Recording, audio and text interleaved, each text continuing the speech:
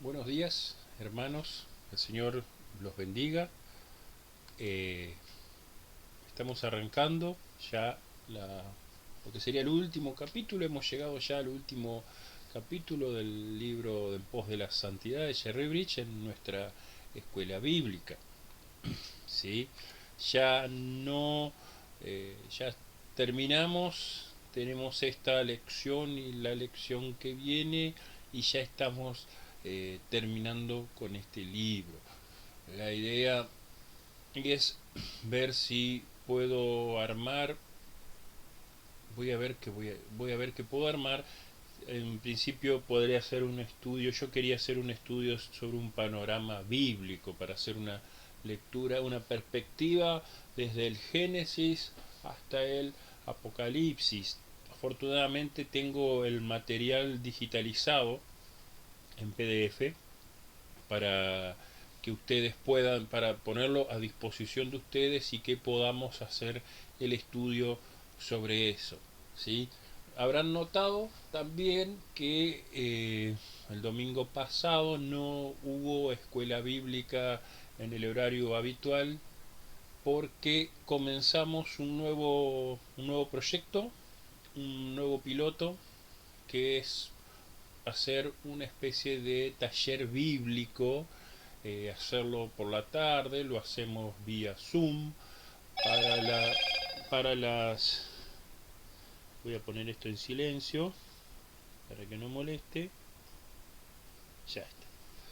Empezamos a hacer un taller vía Zoom y lo dimos a conocer por los grupos de WhatsApp de la iglesia.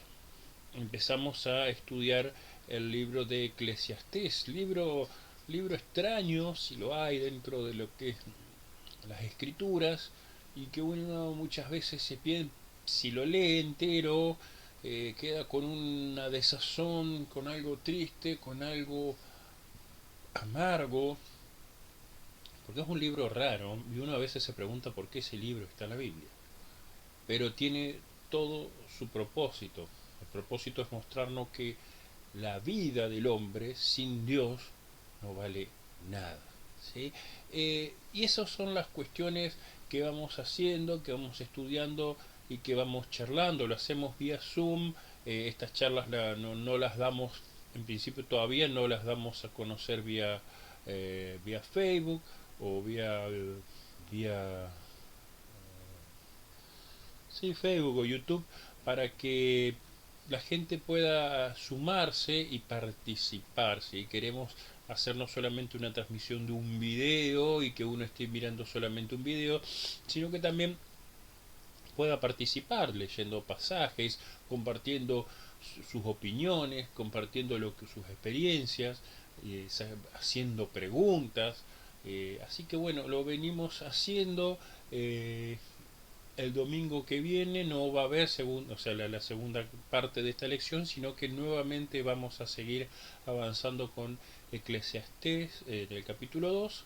Cualquiera que quiera unirse a esto debería comunicarse con nosotros a mi WhatsApp o al WhatsApp de Juan Pedro, del pastor, para que lo podamos estar invitando y sumando a la reunión de Zoom de taller bíblico. Bien, eh, hoy ya estamos en el último capítulo y vamos a estudiar un poquito el tema del gozo que produce la santidad. Repasemos antes lo que estuvimos estudiando antes, que era la santidad, el ser santo en un mundo impío. Voy revisando porque se me suele colgar la máquina cuando hago las grabaciones de escuela bíblica. Únicamente cuando hago las grabaciones de escuelas bíblicas. Mire usted. Bien, repasemos. Entonces, los cristianos vivimos en un mundo ideal o por lo general es un mundo pecador. Es un mundo pecador. ¿Y qué nos manda hacer la Biblia en Santiago 1.27 y 2 Corintios 6.17? Que nos guardemos de toda mancha y que salgamos de en medio de ellos los pecadores. ¿Sí? ¿Cuál es la intención del Señor para nosotros según Mateo 5.13 y 14? que seamos sal de la tierra y luz del mundo. ¿Qué dieron por sentado los escritores del Nuevo Testamento? Que los creyentes debemos vivir en un mundo impío. Según 1 Pedro 4.3.4 y 1 Timoteo 4.3.4 también. ¿Cómo nos va a tratar el mundo a nosotros los cristianos? Nos va a odiar y nos va a insultar. Entonces, a raíz del maltrato que nos da el mundo, ¿qué debemos hacer? ¿Acaso debemos apartarnos a un lugar alejado, a un monasterio, ser un ermitaño? Debemos, al contrario, adaptarnos al modo del mundo, de vivir del mundo, para que no nos maltrate. O bien, la otra opción es identificarnos abiertamente con Cristo, es decir, yo soy cristiano y mostrar que yo soy cristiano. ¿Y cómo debemos hacer esto? Debemos hacerlo de manera clara y con tacto, cuidadosa, sin llamar demasiado la atención, ¿sí? ¿A qué me refiero con no llamar demasiado la atención? No hay que hacer las cosas apamentosas, poner un cartel así de neón arriba que yo soy cristiano, yo sigo a Cristo, o ponerme cosas para llamar la atención, cosas que desagraden al otro, sino que directamente ellos vean que nosotros somos cristianos, ¿sí? No es colgarse un crucifijo, pero sí llevar la Biblia, tener la Biblia a mano, ¿sí? Bien, ¿cómo logramos esto? ¿Y qué logramos con esto? Que los otros conozcan nuestra fe y nosotros también, a raíz de esto, vamos a impedir que seamos tentados a adaptarnos al contexto. A pesar de todo esto que nos va a suceder, a pesar de todo lo que hagamos y de exponernos como y de identificarnos con Cristo, vamos a seguir estando expuestos a la inmundicia del pecado. ¿Y cuál es la mejor manera de defensa ante la exposición ante el mundo pecador? Es la Biblia. Salmo 119:9 dice: ¿cómo limpiará el joven su camino? Guardando tu palabra. Entonces, ¿qué hace la Biblia con nosotros? Purifica la mente de toda contaminación del mundo cuando meditamos en ella. Y también nos sirve a nosotros de advertencia para no caer y dejarnos caer en la tentación. ¿Para qué nos son útiles Proverbios 27:20 y Efesios 5:4? Para meditar en ellos cuando estamos en lugares corruptos e inmundos. Nuestra relación con el mundo no debe ser únicamente defensiva, ya que el propósito del Señor Jesús es que tomemos parte activa en él. En Mateo 5:13-14, el Señor nos anima a marcar la diferencia, como siendo la sal de la tierra y la luz del mundo. ¿Para qué sirve la sal? Además de dar sabor, es antiséptica y permite conservar alimentos impidiendo la descomposición. ¿Sí? ¿De qué manera nosotros somos la luz del mundo? Compartiendo las buenas noticias de salvación, diciendo que Jesús es la luz del mundo y que nos vino a alumbrar a todos. Ser sal y luz es solamente censurar los pecados de los no creyentes, y no, es no aprobar el pecado de ellos y también serles testimonio de lo que es una vida transformada en Cristo. Recordarán al señor Trumbull, un evangelista que se sentó al lado de un muchacho bebedor y que le convidaba, cada vez que le daba un trago le ofrecía al evangelista un trago.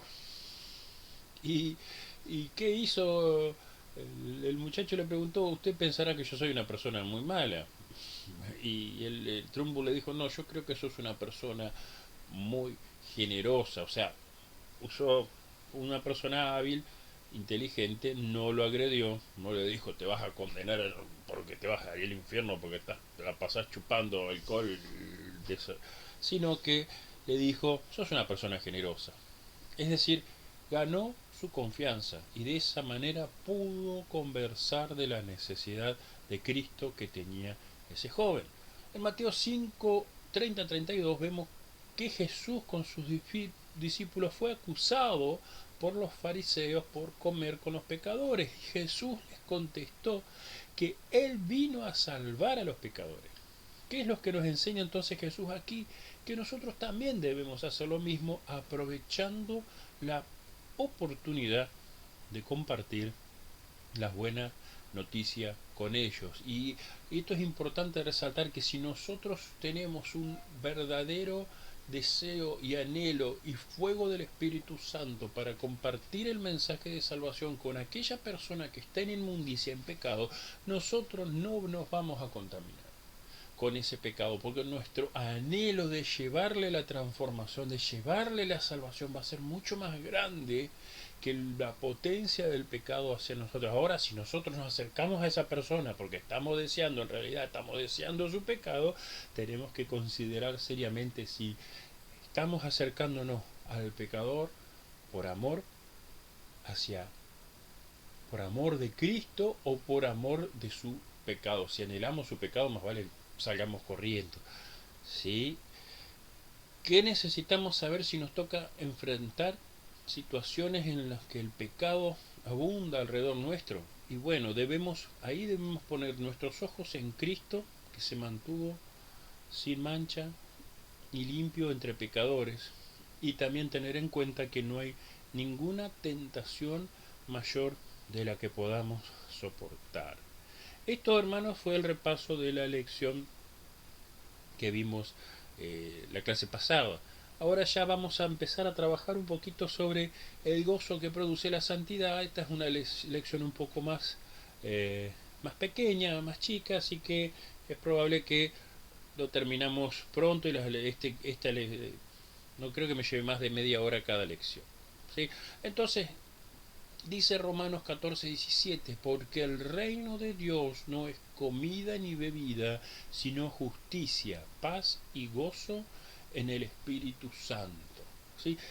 Muchas veces tenemos o hemos escuchado que la vida en santidad es una vida amarga, una vida seria, y hay que andar o con cara de santo. Hay que poner cara de santo porque yo soy santo y estoy en santidad, entonces elevo los ojos al cielo y pongo mi mirada así perdida porque yo estoy habitando en santidad y tengo que tener la cara de santidad mirando para el cielo. En cambio, la vida en santidad es otra cosa. ¿Sí? Los que habitan en santidad no tienen cara de santo, tienen cara de alegría. Ellos tienen cara de gozo, de un gozo que explota, más que los que habitan en santidad, más que cara de santo, tienen cara de esta. ¿Sí?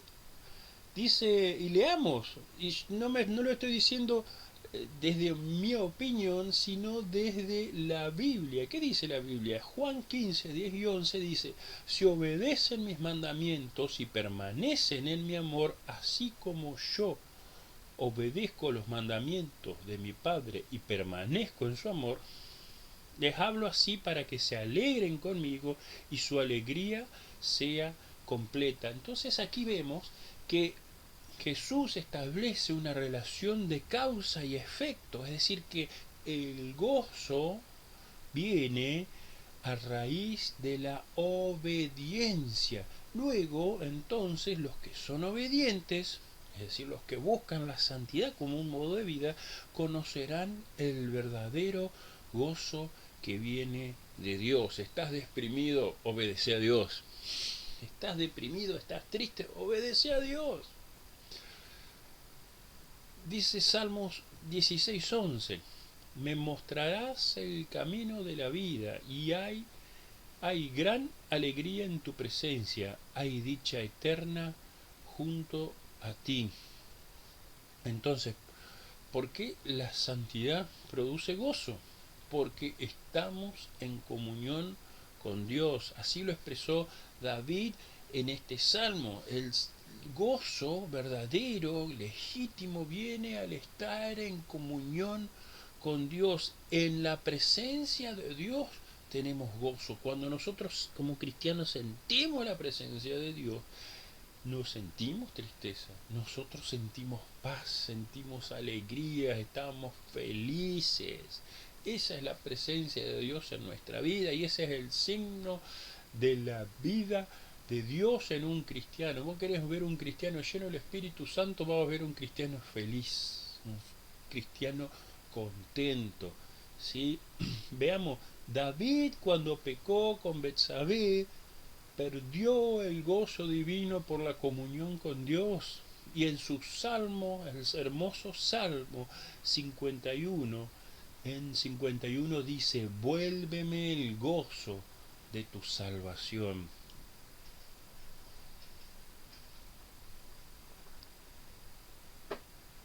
Vuélveme el gozo de tu salvación. O sea que David había experimentado el gozo de Dios, y cuando pecó dice que se envejecieron sus huesos.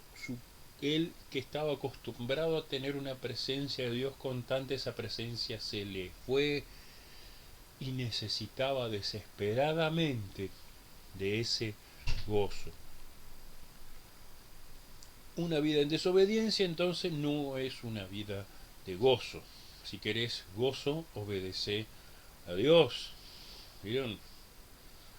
El doctor William Hendrickson observa que el amor de Dios antecede, o sea, va antes y sigue nuestra obediencia. Él dice, el amor de Dios, al anteceder a nuestro amor, crea en nosotros el ardiente deseo de guardar los preceptos de Cristo. Luego, al seguir a nuestro amor, nos recompensa por haberlo guardado.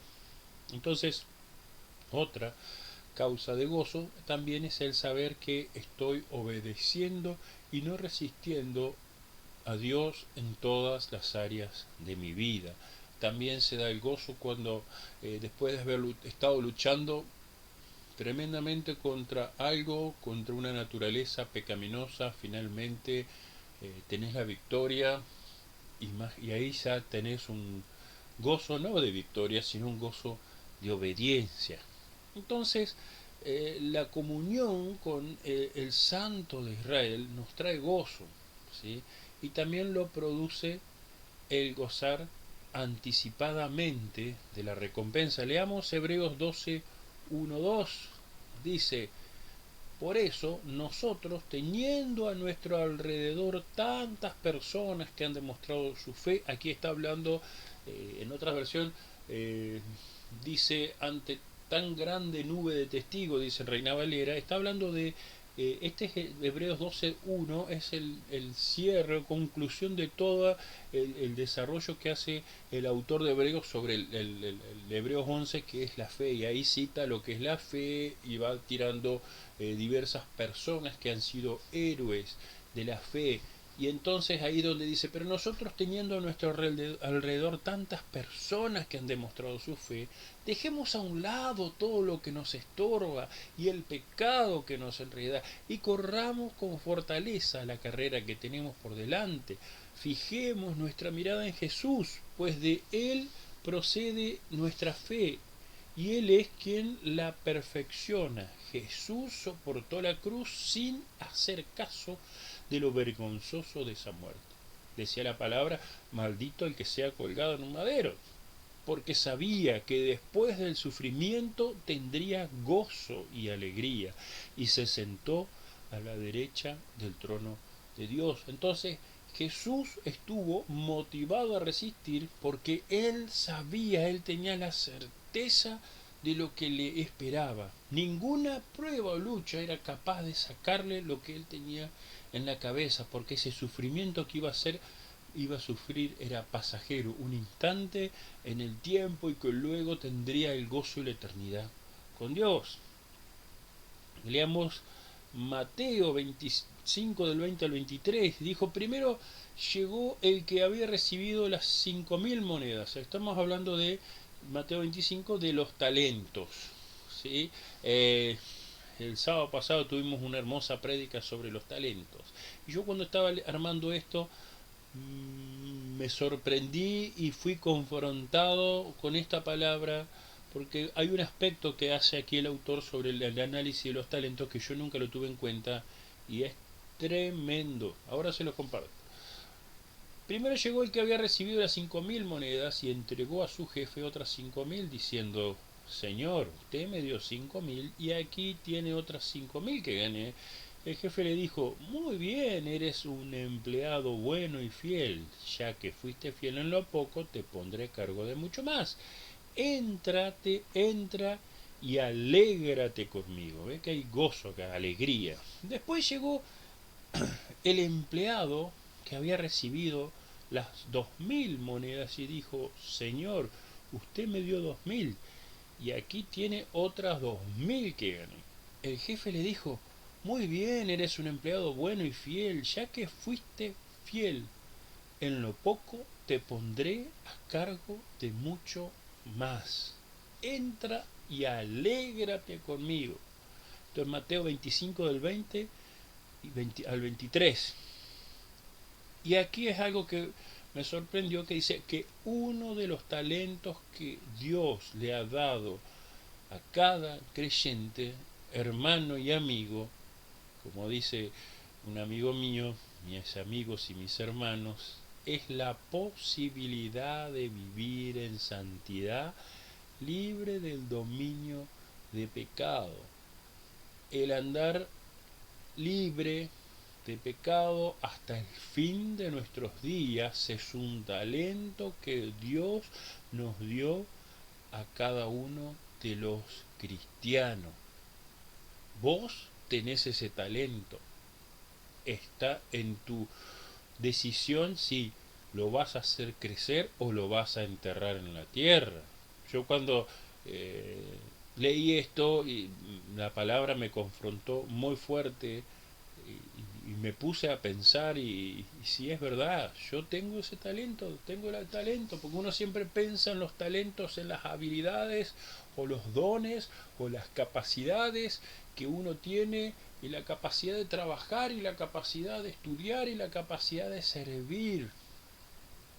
Pero uno nunca piensa, yo nunca pensé en el talento de vivir en santidad y el talento de vivir en obediencia. Dios nos equipó a cada uno de nosotros con ese talento y está en nosotros hacerlo crecer. ¿Estás dispuesto a desenterrar ese talento y a habitar en santidad todos los días de tu vida? Qué buena pregunta, ¿no? Bien, repasemos un poquito el, esta primera parte y luego vamos a cerrar por hoy. Notarán que no, como es tan reducida la lección, que puse todo el repaso para el final. Y otra cosa que notarán es que, ya que es la última lección, al final del documento están todas las preguntas respondidas, ¿sí? Entonces, la vida en santidad es una vida austera o con cara de santo o es de alegría. Es de alegría. Según Romanos 14:17, ¿qué es el reino de Dios? Es santidad, paz y gozo en el Espíritu Santo. ¿Qué relación estableció Jesús en Juan 15, 10 y 11? Que el gozo es el resultado de la obediencia a Dios. Según Salmos 16, 11, ¿por qué viene el gozo a nuestra vida? Por la comunión con Dios. ¿Qué le pidió David a Dios en el Salmo 51:12? Que le devuelva el gozo de la salvación que él había perdido a causa de la desobediencia. ¿Qué produce entonces una vida en desobediencia? Produce tristeza, ausencia de gozo. ¿Qué otras causas de gozo hay? El saber que estamos en obediencia plena y el gozo de la obediencia al haber vencido a ese pecado que tanto nos aprisionaba. ¿Qué ejemplo tenemos de Jesús en Hebreos 12:1-2? Que él sabía lo que le esperaba después de pasar el sacrificio y que no había ni lucha, ni prueba, ni nada de lo que le pase que le quite eso, esa certeza de la cabeza. En Mateo 25, del 20 al 23, vemos que Jesús enseña sobre los talentos. ¿Qué talento nos dio a cada cristiano? Nos dio el talento de vivir en santidad, libre de pecado, hasta el fin de nuestros días. Querido hermano, querido amigo, vamos a orar para cerrar esta lección. te damos gracias, Señor, por esta oportunidad de aprender un poco más de tu palabra. Gracias, Señor, por acompañarnos durante todo este recorrido y este estudio de la santidad para nuestras vidas. Gracias, Señor, por el desafío de ejercitar nuestros talentos en la santidad para vivir libres de pecado, de acuerdo a una vida que a vos te agrade, Señor, y que nos sea de beneficio también para nosotros, Señor. Te pedimos que nos bendigas en esta semana, una semana de obediencia y de consagración a ti, Señor, y que podamos seguir creciendo en ti cada día más. En el nombre de Jesús. Amén. El Señor los siga bendiciendo, hermano.